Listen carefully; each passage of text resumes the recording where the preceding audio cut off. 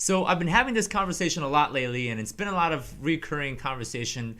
And the question starts with, Sam, what do you think the marketplace, the economy is going to look like in 10 years? What do you think is going to be like, right? So in this video, I'm going to share my thoughts, my opinion, my prediction of what it's going to look like in about 10 years in terms of our economy, our society, and our marketplace.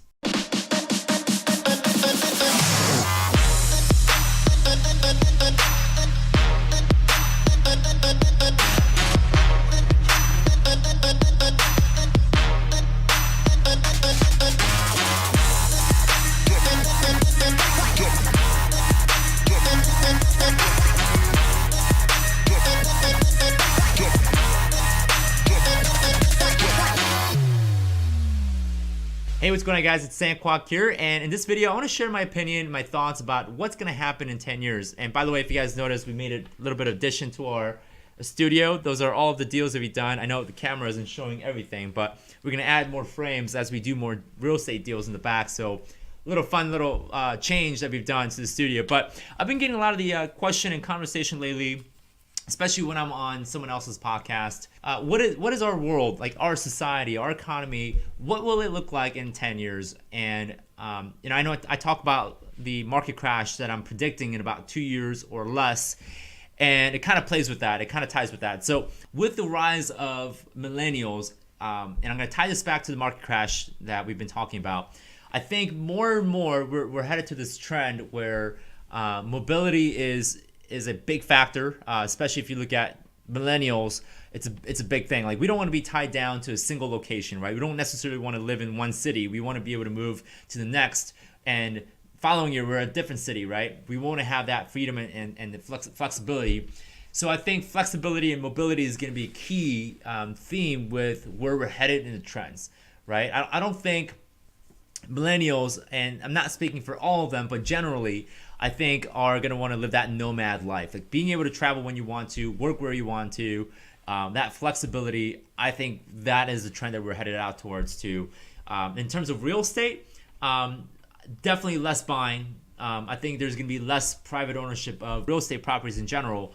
I think a lot of it, where we're headed, is going to be major corporations and big private equity funds and hedge funds and REITs, real estate investing trusts, that own vast majority of the properties that we're going to see in 10 years. So I think we're going to see a significant drop in private home ownership and more renting for sure. With that being said, there's going to be less people that own homes. There's going to be more of a central entity, whether that's investors or groups. I think that's where we're headed towards, more of a centralized ownership than equal playing field of everyone owning their own home.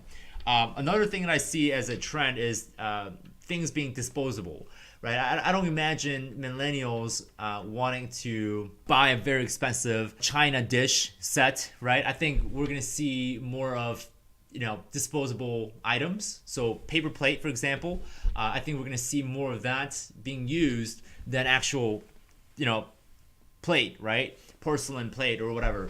And I think the emphasis is going to be paper plates equals recyclable.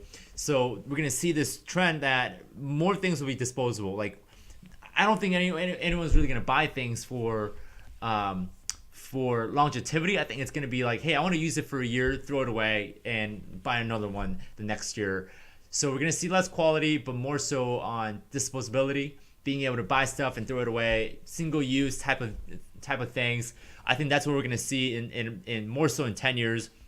And I'm not saying that's going to take over completely, but I think it's going to be the more increase in towards that type of behavior. That also goes to saying, private ownership of cars. I think people are going to buy less cars, which ultimately I think vast majority of the car makers and car manufacturers are going to be hurt. They're going to have to adapt to the new way of doing things. And I think the new way of doing things is going to be renting cars, going back to mobility, being able to pick up a car. Like the other day I saw an ad where you go literally download this app, enter your information in, and you just pick out a car, and if you don't like it the next month, you just go back and trade it for another car, and you just make monthly payments on it.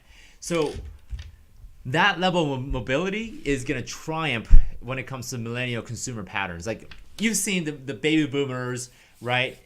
Their consumption was more so buying a house, buying a car, settling down, stay with one place for 20 years, stick to one job for 30 years and retire.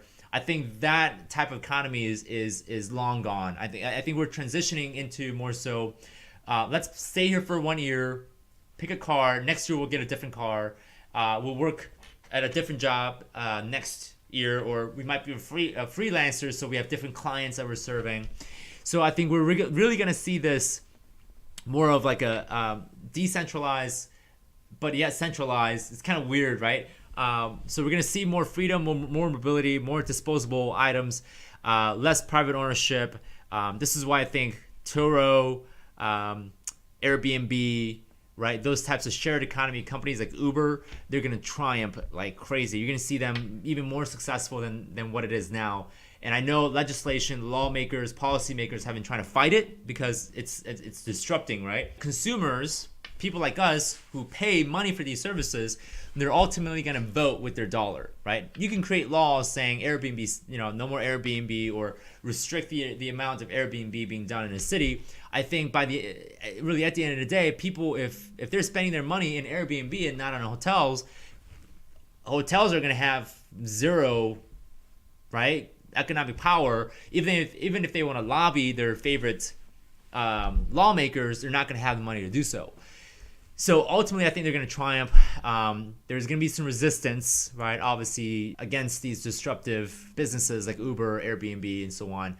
And we've been having disruption for the last couple of years. But I think with this new market crash, if there is going to be a market crash, I think it's going to be the ultimate reset button. Like it's literally going to be a switch. Like the entire economy is going to shut down and it's going to reboot. And when it reboots, the consumption power, the power of the economy is going to be handed over to the millennials, right? No longer the baby boomers have the say-so in how the consuming pattern works, how much money is being spent. I think more and more millennials are going to be holding the power. So if the market crashes happen, so if the market crash happens, all the money just, right? Like all the valuation over inflated prices are going to drop. It's going to reset the economy, and then as we recover, millennials are going to come out and say, hey, we choose to spend money on this, like Netflix. We don't want to buy DVDs anymore. We're going to go rent a car instead of buying one. So more and more, like you're going to see this vast generation that votes with their dollar, and they're going to eliminate a lot of the services that aren't necessarily catering towards millennials who choose to spend the way that they spend. So that's my prediction for the next 10 years. Who knows what's going to happen after that, right? I could be totally wrong, but this is just my prediction based on the trends, based on what I'm seeing, based on the spending habits, based on the mindset of where these millennials are at. I think this is where we're headed, ultimately. The baby boomers in 10 years, they're all going to be retired and gone, not spending most of their money. Probably half of them are going to be dead, right? And I hate to be morbid, but that's essentially how life works. So guys, that's my prediction. If you guys think I'm wrong, go and comment down below. If you guys think I'm right, go and comment down below as well. Would love to have a conversation going with you guys. Go and comment if you guys have any questions, thoughts, anything that you want to share with me. More than happy to share with you guys. Guys, thank you so much for this video. Be sure to subscribe to our YouTube channel, give us a thumbs up, and I'll see you guys in the next video. Take care.